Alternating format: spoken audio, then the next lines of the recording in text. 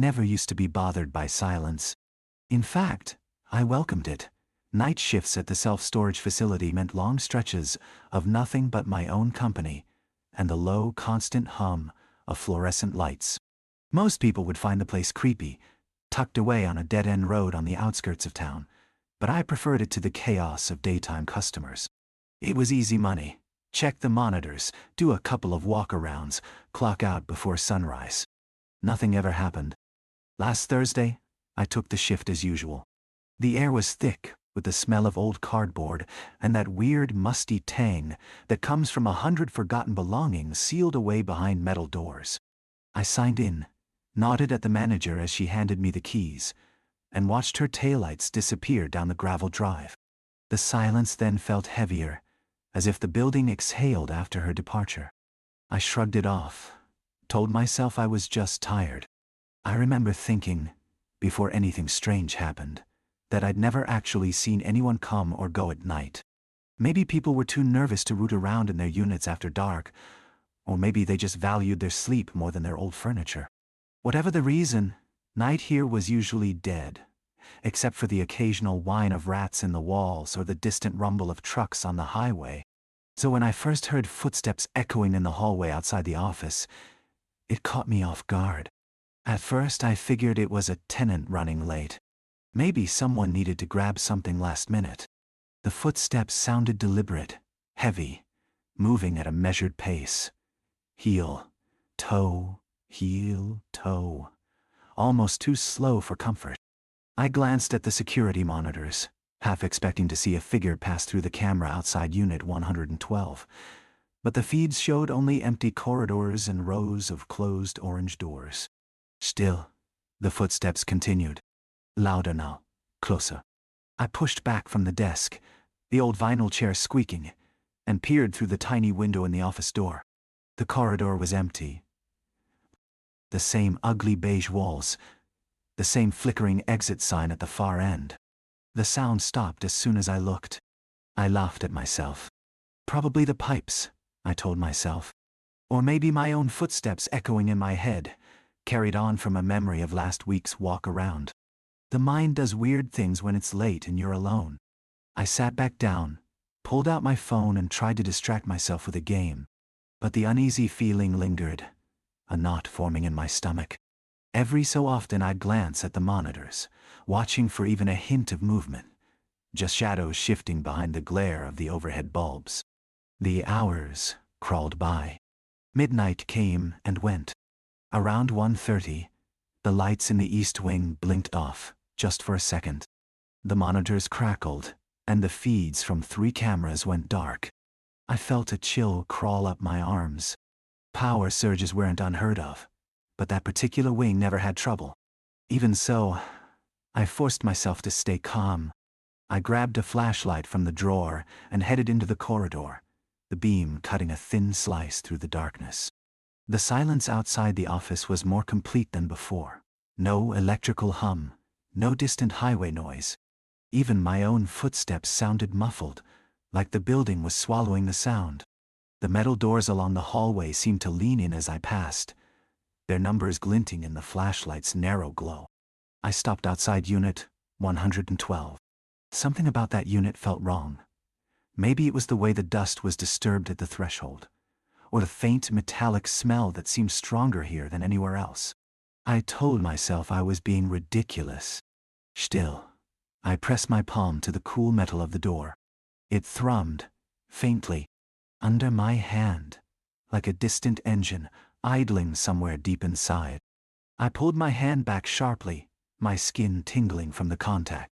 My mind scrambled for explanations. Maybe a vibration from the old heating system, some machinery cycling on in the basement I never visited.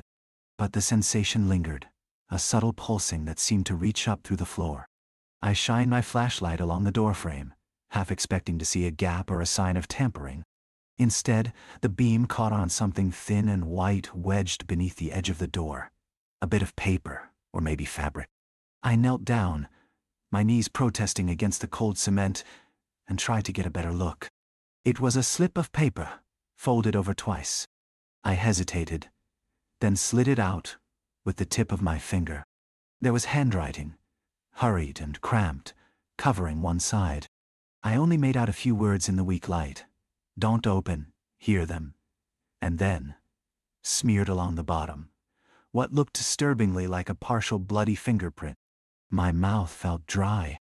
I stood so quickly, I nearly lost my balance, the flashlight jittering in my grasp and throwing wild shadows up the walls. As I straightened, there was a faint shuffling noise from inside the unit. So soft I wondered if I imagined it. It sounded like something brushing against cardboard, or maybe fabric dragging across the concrete floor. I pressed my ear against the cold metal, holding my breath. At first, nothing.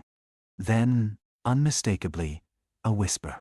Not words exactly, more like a hushed rhythmic sound, as though someone inside was repeating the same breathless phrase over and over, just below the threshold of understanding. I jerked back, heart hammering so loud I wondered if it would drown out any other noises. My mind scrambled for an explanation. Maybe an animal had gotten in, rats, or even a raccoon, though that didn't explain the paper or the eerie cadence of those whispers. I forced myself to step away from the door, folding the slip of paper tightly in my hand. The sensible thing would be to go back to the office and call the manager. Let her deal with whatever this was. But my feet wouldn't move towards safety. I just stood there, staring. Suddenly, the lights in the east wing flickered back on, buzzing with a teeth-grinding hum. The camera feeds in the office must have restored, but out here, the sudden brightness was almost blinding. I spun around, half expecting to see someone at the end of the hallway.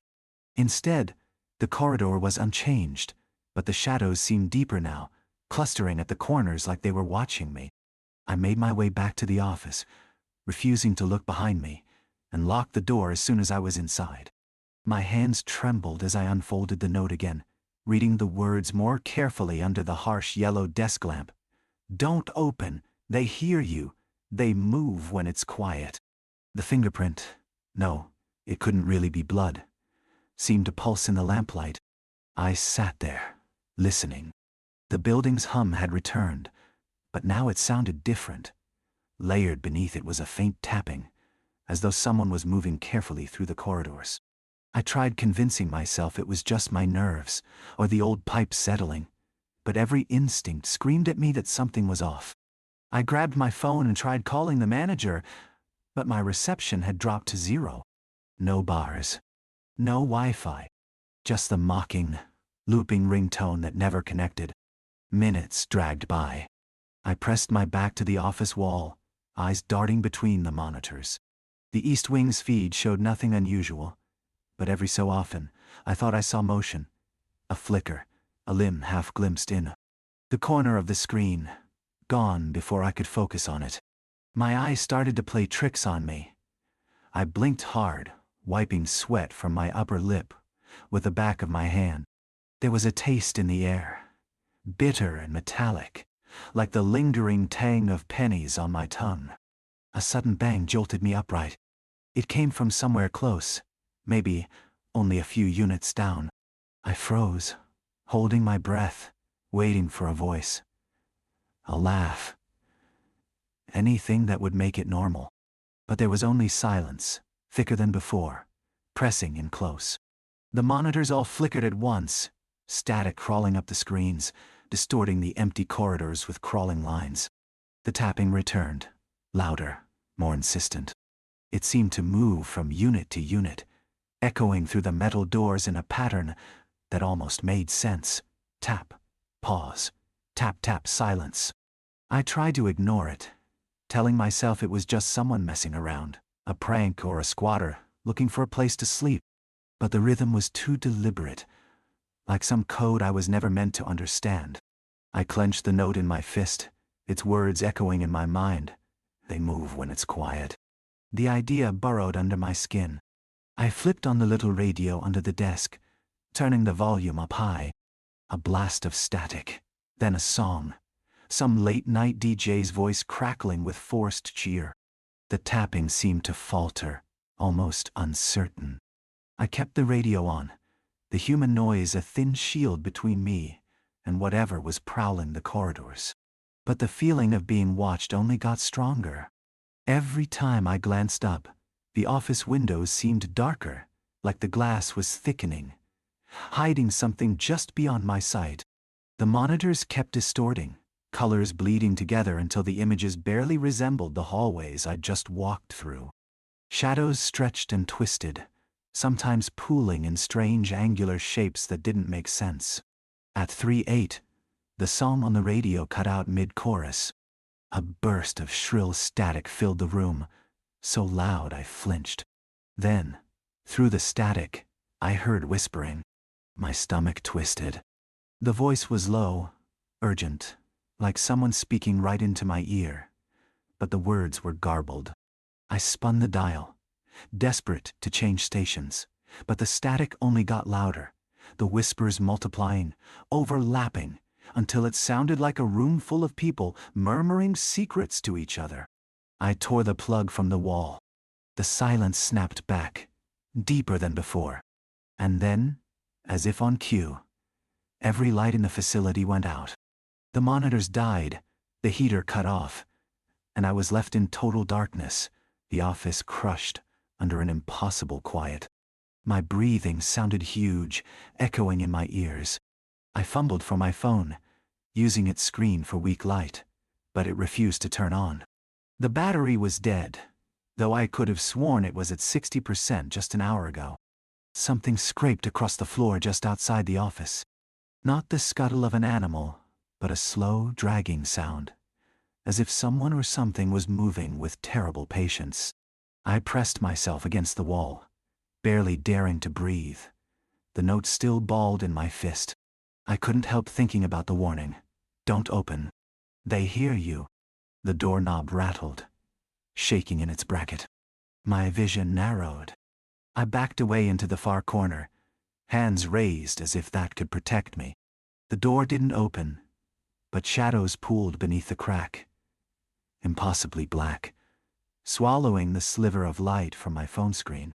A voice seeped through, thin and wet, so quiet I could barely make it out. My name. Over and over. My full name, repeated as